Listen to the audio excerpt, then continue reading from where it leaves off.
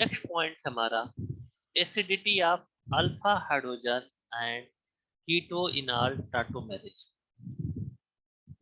इसमें जो भी हमारा एल्काइल हाइड्रोजन एटम्स है, जो भी alkyl hydrogen atom is bonded to carbon atom in a alpha position, जो अल्फा पोजीशन पे है वो रिलेटिवली कार्बोनिल ग्रुप का डिस्प्ले यूजुअल एसिडिटी, जो उसकी प्रॉपर्टी है वो जनरली एसिडिक नेचर होता है। जबकि इनका पीकेए वैल्यू, अगर हम बॉन्ड की बात करें, alkyl, alkyl means carbon hydrogen bond, उसका pKa value for CH bond typically on order of 40 to 50, 40 से 50 के बीच में pKa वैल्यू रहता है।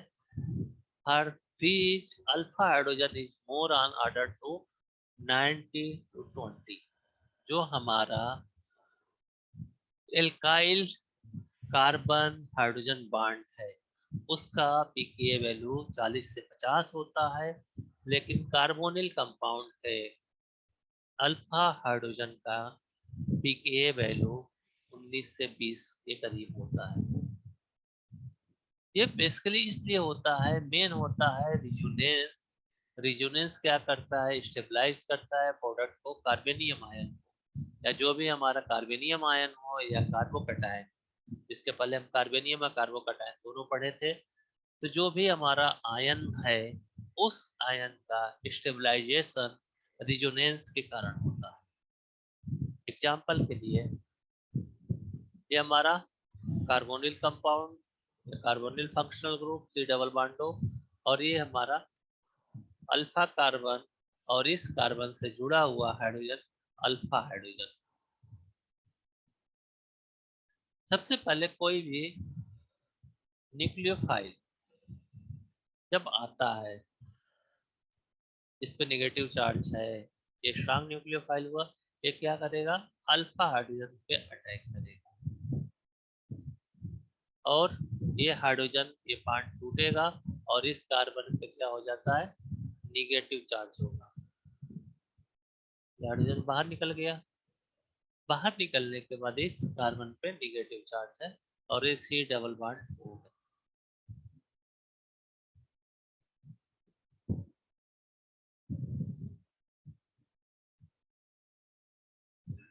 इस पे हाइड्रोजन अगर है तो इस कार्बन पे डायरेक्टली ये हाइड्रोजन, ये बॉन्ड शिफ्ट हो जाता है और ये अटैच हो जाएगा कार्बन से और हमारा एल्डिहाइड या कीटोन का फॉर्मेशन होगा। दूसरा, जब रिजोनेंस होगा, जब रिजोनेंस होगा तो इस कार्बन और इस कार्बन के बीच में डबल बॉन्ड हो जाएगा और ऑक्सीजन पे निगेटिव चार्ज होगा, तो ये भी स्ट्रक्चर पाया जाएगा। जब इस ऑक्सीजन पे निगेटिव चार्ज है और H प्लस जब अटैच होगा तो ये हाइड्रोजन इस ऑक्सीजन के साथ जाके अटैच हो जाएगा और हमारा प्रोडक्ट बनेगा इनॉल। इसी को बोलते हैं कीटो enol टाटोमेरिज।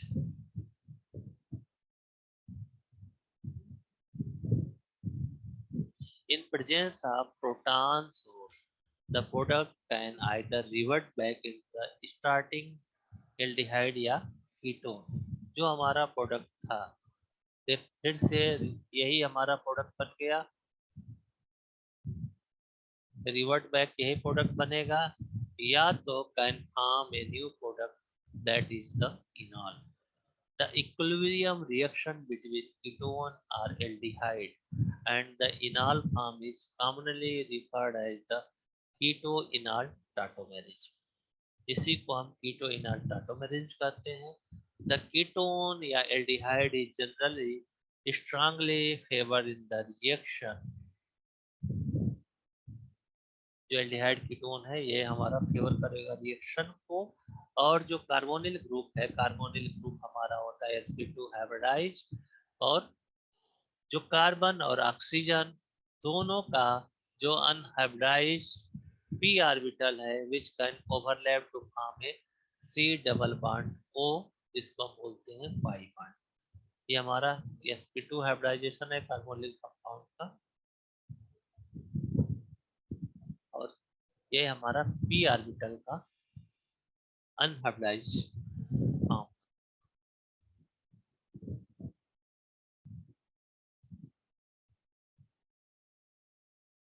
In presence of the overlapping, जो हमारा p ऑर्बिटल है, p ऑर्बिटल पहले ही जब हमने क्लास स्टार्ट किया था कार्बोनिल कंपाउंड, तो हमने ओवरलैपिंग बताया था कैसे ओवरलैपिंग होता है। जो हमारा p ऑर्बिटल का ओवरलैपिंग है, ये p ऑर्बिटल का overlapping gives a alpha hydrogen और carbon adjacent to the carbonyl compound. जो हम अल्फा हाइड्रोजन की अब बात करते हैं, the alpha hydrogen are weakly acidic because the conjugated base, और जो इसका कंजुगेटेड बेस है उसको हम कार्ड कहते हैं इनोलेट। कोई भी हमारा एसिड या बेस होता है तो उसका कंजुगेटेड एसिड या कंजुगेटेड बेस होता है। तो जो हमारा अल्फा हाइड्रोजन है, अल्फा हाइड्रोजन ए पार्शियली या वीकली एसिडिक नेचर, और इसके जो कंजुगेट बेस है उसको हम बोलते हैं इनोलेट। और इनोलेट ही स्टेबलाइज करता है conjugation of the pi pi orbital of carbonyl. और ये इफेक्ट जो होता है, इस कार्बोनिल इफेक्ट को हम जब चेक करते हैं, जो pKa वैल्यू है अल्फा हाइड्रोजन की वजह से एल्डिहाइड में 16 से 18, कीटोन में 19 से 21 और ईस्टर में 23 से 25 इतना होता है। और एल्केन का हमारा pKa वैल्यू कितना होगा, 50 होगा। और ये मेनली जो इनका रेजोनेंस है, रेजोनेंस से ही स्टेबलाइज होता है।